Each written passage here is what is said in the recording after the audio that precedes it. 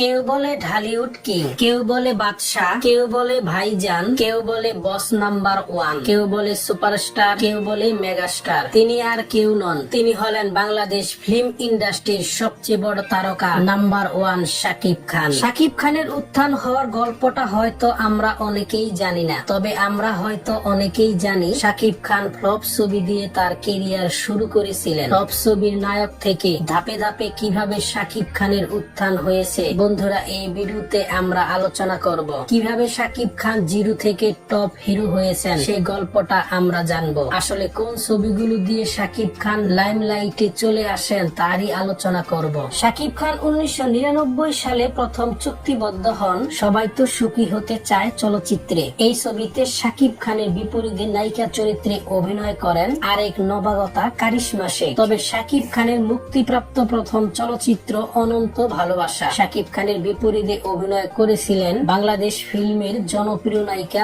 মৌসুমীর ছোট বোন ইরিন জামান। অনন্ত ভালোবাসা ছবিটি ব্যবসা সফল না হলেও শাকিব খানের অভিনয় সবার দৃষ্টি আকর্ষণ করে। এই ছবিতে শাকিব খান একদমই সাবলীল অভিনয় করেছিলেন। অনন্ত ভালোবাসা ছবিতে শাকিব খানের অভিনয় দেখে কেউ কেউ বলতে পারবে না এটা নবাগত নায়ক, মানে শাকিব খানের প্রথম ছবি। শাকিব খান সাবলীল অভিনয় দিয়ে প্রযোজক পরিচালকের দৃষ্টি আকর্ষণ করেন। এরপর একের পর এক ছবিতে চুক্তিবদ্ধ হন। শাকিব খান 2000 সালে গোলাম ছবিতে শাবনূরের বিপরীতে অভিনয় করে আলোচনায় আসেন, কারণ তখন শাবনূর ছিলেন সুপার ডুপার হিরোইন। শাবনূর মানেই ছিল ছবি সুপার হিট, আর ওই সময়ে শাবনূরের বিপরীতে অভিনয় করে লাইমলাইটে চলে আসেন শাকিব খান। শুধু শাকিব খান নয়, শাবনূরের বিপরীতে অভিনয় করে আরো দুই নায়কের জনপ্রিয়তায় ওঠেন, রিয়াজ এবং ফেরদৌস। শাবনূর ছাড়া যেন রিয়াজ এবং ফেরদৌস অচল ছিল ওই সময়ে, তাই তো সব নায়কই শাবনূরের বিপরীতে অভিনয় করতে চাইতেন। গোলাম ছবির পর 2000 সালে শাবনূর, শাকিব খান,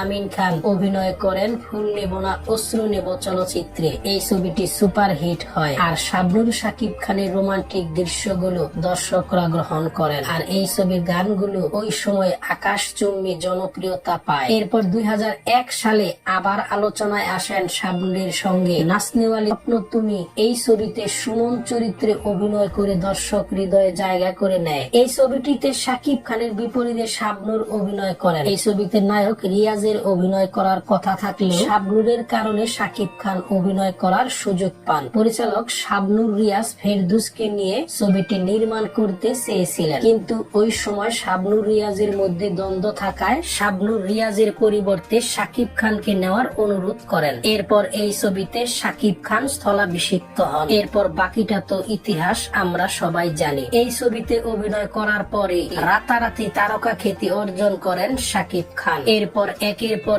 এক সুস্থ ধারার ছবিতে অভিনয় করতে থাকেন শাকিব খান। এরপর 2006 সালে কোটি টাকার কাবিন ছবিতে অভিনয় করে জনপ্রিয়তার আরেক সিঁড়ি ওঠেন শাকিব খান। এই ছবিতে শাকিবের বিপরীতে অভিনয় করেন অপু বিশ্বাস। তবে বন্ধুরা, এটা সত্য যে ডিপজলের কারণেও শাকিব খান লাইমলাইটে চলে আসেন, কারণ ওই সময়ে ডিপজলের প্রযোজনায় বেশ কয়েকটি ছবিতে অভিনয় করেন এবং ছবিগুলো সুপার ডুপার হিট হয়। এরপর 2007 সালে আমার প্রাণের স্বামী ছবিতে অভিনয় করে বাংলাদেশ ফিল্মের শীর্ষ নায়ক হয়ে যান। তখন মান্নার চেয়েও বেশি পারিশ্রমিক নিতেন শাকিব খান। আমার প্রাণের স্বামী ছবিতে 12 লক্ষ টাকা পারিশ্রমিক নেন শাকিব খান। এরপর শাকিব খানকে আর পিছনে ফিরে তাকাতে হয়নি। এরপর 2008 সালে প্রিয়া আমার প্রিয়া ছবিতে অভিনয় করে তিনি যে বাংলার ফিল্মের এক নাম্বার নায়ক তার প্রমাণ করে দেন। এই ছবিতে শাকিব খানের বিপরীতে অভিনয় করেছিলেন সাহারা। রোমান্টিক অ্যাকশন কমেডি ঘরানার এই ছবিটি 2008 সালে 15 কোটি টাকা ব্যবসা করেছিল। এরপর শাকিব খান একের পর এক সুপার হিট ছবিতে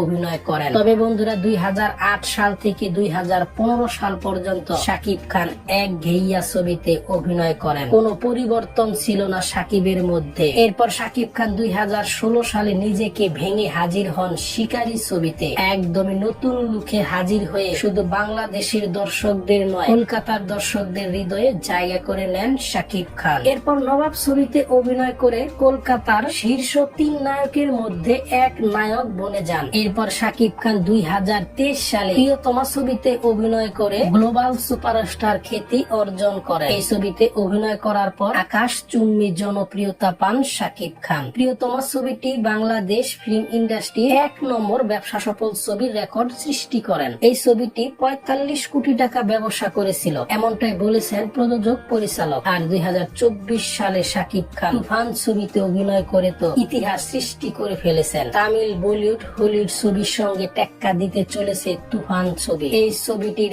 আয়ের টার্গেট 100 কোটি টাকা।